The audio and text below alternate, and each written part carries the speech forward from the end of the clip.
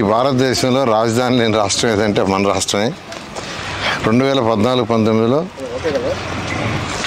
ఆ రోజు ముఖ్యమంత్రిగా ఉన్న నారా చంద్రబాబు నాయుడు గారు దీన్ని ఒక ప్రపంచంలో ఉన్న టాప్ 5 రాజధానిలో దీన్ని ఒకటి చేయాలని యాక్చువల్గా ఆ రోజు డిజైన్ చేయించడం, దాని యొక్క ల్యాండ్ పుల్లింగ్ ద్వారా ల్యాండ్ తీసుకున్న రైతుల దగ్గర దాని టెండర్లు దాదాపు 43,000 కోట్లకు అప్పుడు టెండర్లు పిలిచాం. వర్క్ స్టార్ట్ అయినాయి. కొన్ని రోడ్లు అయితే 2 లేయర్లు 3 లేయర్లు అయిపోయినాయి. అధికారులకు కావాల్సిన బంగాళాలు కొన్ని అయితే ఆల్మోస్ట్ 90% అయిపోయింది. ఎమ్మెల్యేలు వాళ్ళు, అదేవిధంగా సెక్రటరీసు, ప్రిన్సిపల్ సెక్రటరీసు, మినిస్టర్లు, జడ్జెస్ బంగాళాలు అయితే ఈ విధంగా స్ట్రక్చర్ అయిపోయింది చాలా వరకు. కానీ అవన్నీ కూడా ఆపేయటం, ఈ ప్రభుత్వం వచ్చే లోపల అవన్నీ కూడా ముళ్ళ కంపలు ఉండిపోయినాయి. అంటే ఈ బిల్డింగ్స్ చూడాలంటే ఆ రోజు వేరే పెద్ద బిల్డింగ్స్ టవర్స్ ఎక్కి చూడాల్సి వచ్చింది. టవర్స్ ఎక్కి చూసిన ఆ పెరిగిన ముళ్ళ కంపల వల్ల 5 సంవత్సరాల్లో ఇవి కూడా అవ్వట్లా. అప్పుడు ముఖ్యమంత్రి గారు యాక్చువల్గా విజిట్ చేసి ఒకటే అన్నారు, ఇమ్మీడియట్గా కంప తొలగించేయండి అంటే అప్పటికప్పుడు యాక్చువల్గా టెండర్లు పిలిచి కంప తొలగించిన తర్వాత ఆ బిల్డింగ్లు అంటూ అవ్వడ్డాయి. అయితే ఎలక్షన్స్ ముందు ఏదైతే ఎన్డీఏ ప్రభుత్వం గౌరవనీయ ముఖ్యమంత్రి నారా చంద్రబాబు నాయుడు గారు యాక్చువల్గా ఏదైతే చెప్పారో రాగానే యాక్చువల్గా అమరావతి క్యాపిటల్ సిటీ నిర్మిస్తాం అని దాని ప్రకారం యాక్చువల్గా అడుగులు వేయటం జరిగింది. అయితే అనేక హర్డిల్స్ ఉన్నాయి, 1-2 కాదు. ఎందుకంటే 2014-19 తర్వాత ఈ యొక్క ఎంత వర్క్ జరిగిందో అంతగాని క్లోజ్ చేసేసి ఉంటే కాంట్రాక్టర్లతో కొద్దిగా ఈజీ అయ్యిండేది. వాళ్ళు క్లోజ్ చేయకుండా అట్ట పెట్టారు. అది క్లోజ్ చేయాలంటే ఫస్ట్ ఐఐటి వాళ్ళని పిలిపించి మెడ్రాసు అండ్ హైదరాబాద్ వాళ్ళని వాళ్ళ దగ్గర ఫస్ట్ స్ట్రెంత్ చెక్ చేయించాం, బిల్డింగ్ స్ట్రెంత్. వాళ్ళు బిల్డింగ్ స్ట్రెంత్కి సర్టిఫికేట్ ఇచ్చిన తర్వాత ముందుకు మొదలుపెట్టాం. మళ్ళీ ఆ యొక్క కాంట్రాక్టర్స్ ఎవరైతే ఉన్నారో వాళ్ళందరితో కూర్చొని అధికారులు డిస్కస్ చేసి అవి క్లోజ్ చేయాల్సి ఉండే హర్డిల్స్ అవన్నీ కూడా ఓవర్కమ్ అయ్యి దానికి ఒక కమిటీలు వేసుకొని ఆ కమిటీల్లో అవన్నీ చేయటం. అదేవిధంగా రివర్స్ టెండర్ ఒకటి ఉంది, దాన్ని చేయటానికి ఇట్లా అసెంబ్లీలోను క్యాబినెట్లోను అవన్నీ డిస్కస్ చేసి లీగల్ ఇష్యూస్ లేకుండా అన్నీ ఓవర్కమ్ జరిగింది. ఆ తర్వాత యాక్చువల్గా టెండర్లని అధికారులు పిలిచారు. ఆల్మోస్ట్ మెజారిటీ వర్క్స్కి ఆల్మోస్ట్ 90% వర్క్స్కి టెండర్లు కంప్లీట్ చేసాం.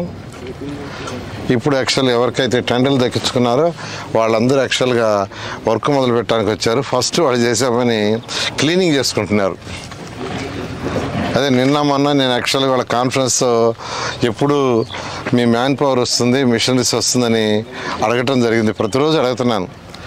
ఎందుకంటే పని జరగాలంటే మిషనరీ ఉండాలి, మ్యాన్ పవర్ ఉండాలి. తర్వాత మ్యాన్ పవర్ ఉండడానికి వాళ్ళు ఏర్పాటు చేసుకోవాలి. దానికోసం చెప్తే వాళ్ళందరూ సార్ మొత్తం మొదలు పెట్టాము, ఫస్ట్ బ్యాలెన్స్ ఎక్కడెక్కడ కంపం వల్ల ఉంటే అదంతా తొలగించుకుంటున్నాం, క్లీన్ చేసుకుంటున్నాం బిల్డింగ్స్. ఎందుకంటే 6 సంవత్సరాలు దాదాపు అయిపోతుంది. ఈ 6 సంవత్సరాలు ఫస్ట్ బిల్డింగ్లు క్లీన్ చేయాలని చెప్పారు. కావాల్సింటే మీరు రండి సార్ అంటే వాళ్ళు యాక్చువల్గా నేను రావటం జరిగింది. ఇప్పుడు సెక్రటరీసు, ప్రిన్సిపల్ సెక్రటరీసు ఆ బిల్డింగ్స్ దగ్గర ఉన్నాం. దాదాపు యాక్చువల్గా మెజారిటీ క్లీనప్ చేశారు. ఈరోజు తీసుకుంటే మనకు మొత్తం బంగ్లాస్ ప్రిన్సిపల్ సెక్రటరీస్ కానీ 115 బంగ్లాస్ వస్తాయి.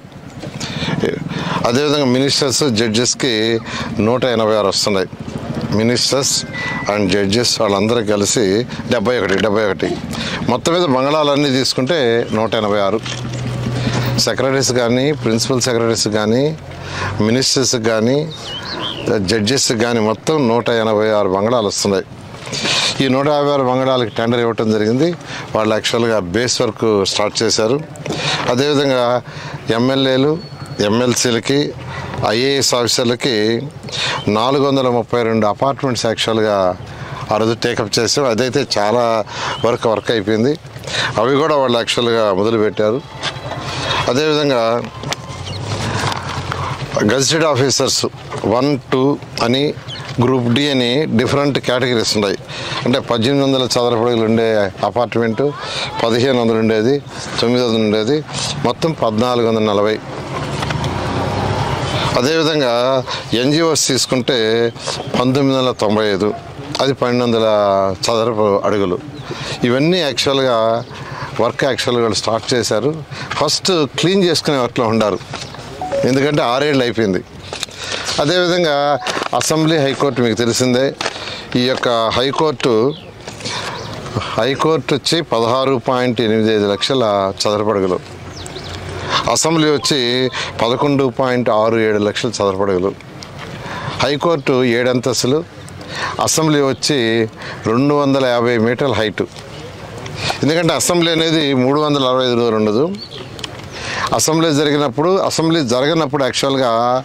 ప్రజలు ఏంటంటే ఆ యొక్క బిల్డింగ్ పైకి పోయి పైనుంచి సిటీ మొత్తం చూడవచ్చు. అలా Norman faster and partners London వాళ్ళు దీన్ని డిజైన్ చేశారు. ఈ విధంగా ఈ వర్క్స్ అన్నీ టేకప్ అవుతున్నాయి. బహుశా మరొక 15 రోజుల్లో వీళ్ళందరూ టోటల్గా వాళ్ళ యొక్క ఇన్ఫ్రాస్ట్రక్చర్ పెట్టాలి. అంటే వర్కర్స్కి కావాల్సిన షెడ్స్ వేసుకోవటం కానీ, లేదా వాళ్ళకి కావాల్సిన మెస్సులు ఏర్పాటు చేయటం, మిషనరీ తెచ్చుకోవటం, ఎక్విప్మెంట్ అంతా తీసుకోవటం, ఎన్ని కూడా అడిగారు. 15 రోజులు టైం ఇవ్వండి సార్, 15 రోజులు అన్నీ చేరుస్తామన్నారు. కొన్ని చేర్చామన్నారు, అవి చెక్ చేయడానికి వాళ్ళు వచ్చాను. ఏది ఏమైనా అమరావతి క్యాపిటల్ సిటీ రాబోయే 3 సంవత్సరాల్లో ఖచ్చితంగా కంప్లీట్ చేస్తాం. దీని మీద ఇది కట్టేటప్పుడు ఒక్క పైసా కూడా భారం ప్రజల మీద పెట్టడం మరొకసారి చెప్తున్నాం. ముఖ్యమంత్రి గారు ప్రతి మీటింగ్లో చెప్తున్నారు, ఇది సెల్ఫ్ సఫిషియెంట్ కావాలా, ఏదైతే మిగిలిన ల్యాండ్ ఉందో దాన్ని మానిటైజేషన్ వల్ల వచ్చేదంతా కట్టాలని ముందు వచ్చి లోన్స్ తీసుకున్నాం. ఒకటి వరల్డ్ బ్యాంకు ఏడీబీ ద్వారా 15,000 కోట్లు, హడ్కో వచ్చి 11,000 కోట్లు, అదేవిధంగా బ్యాంక్స్ ద్వారా 5,000 కోట్లు.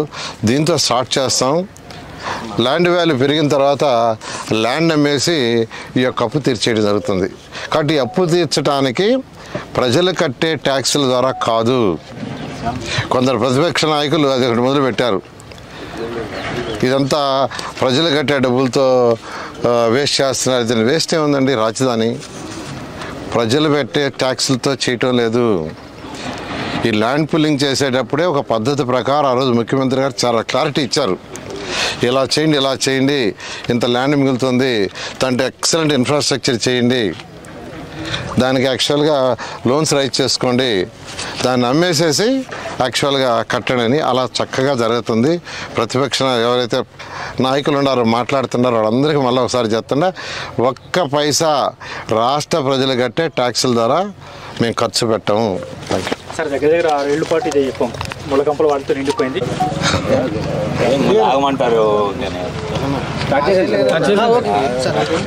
ఓకేనా?